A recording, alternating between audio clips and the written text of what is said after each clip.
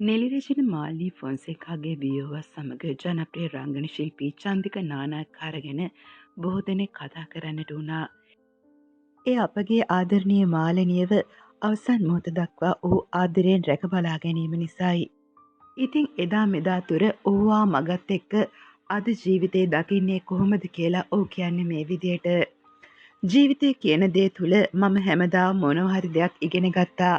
ඒක මේ මිනිස්සුන්ට කියන්න හෝ සමාජ මාධ්‍ය තුළ ප්‍රචාරය කරන්න නෙවෙයි. උදාහරණයක් විදියට මම කොරෝනා එක්ක කලින් කැලණි විශ්වවිද්‍යාලයේ බාහිර ශිෂ්‍යයෙක් විදියට බෞද්ධ මනෝවිද්‍යා උපදේශනය කියන ඩිප්ලෝමාව සම්පූර්ණ කළා. ඒක මම කළේ අවසාන දිනේ ලෝගෝ දාලා ෆොටෝ එක ගන්න නෙවෙයි. මං ඒ ෆොටෝ එක ගන්න ගියෙත් නැහැ. මට ඒ දේවල් වැඩක් නැහැ. මට ඕනේ උනේ මගේ ජීවිතයට දෙයක් ඉගෙන ගන්න.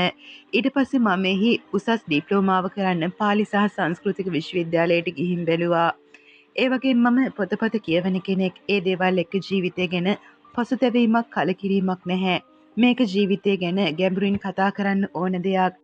එකපාරට ලිපියක පුංචි ඡේදයක් කියවුවොත් අපි කියන දේම තේරුම් යයිද කියලා හිතෙනවා. මොකද ඔබ අහන්නේ ජීවිතේ දකින්නේ කොහොමද කියලා. ජීවිතය ගැන නිර්වචන කරන්න ගියොත් ඒක ලොකු කතාවක්. මම මේ කියන්නේ මම ජීවිතේ දිහා සර්ව සුබවාදීව බලන නිසා මට පේන කෝණයෙන්. තව කෙනෙක් තව විදියට මේක දකින්න පුළුවන්. මම මේ හැමදේම හදාරන්නේ රස්සාවක් කරන්න නෙවෙයි. මම හැම වෙලෙම ජීවිතය ගැන ඉගෙන ගන්නවා. පත්තරේ යන ලිපියකින් උනත් ජීවිතයට ගන්න දේවල් තියෙනවා. ඒ නිසා මම පොතපත කියවනවා, ලිපි කියවනවා. ජීවිතය ගැන හදාරන්න තැනක් තියෙනවා නම් මං ඒ දේ ඉගෙන ගන්නවා. හොඳම උදාහරණය පහුගිය දවස්වල මට ආව නිර්මාණ 3කට මම බැහැ කිව්වා. මට අවශ්‍ය විවේක, නිදහස සහ තියෙන වැඩ ටික කළමනාකරණය කරගන්න අවශ්‍ය නිසා බොහොම ආදරණීයව ප්‍රතික්ෂේප කළා. බොහෝ දේවල් අල්ලා ගැනීම තුල නෙවෙයි සැනසීම තියෙන්නේ. බොහෝ දේවල් අතහැරීම තුලයි සැනසීම තියෙන්නේ.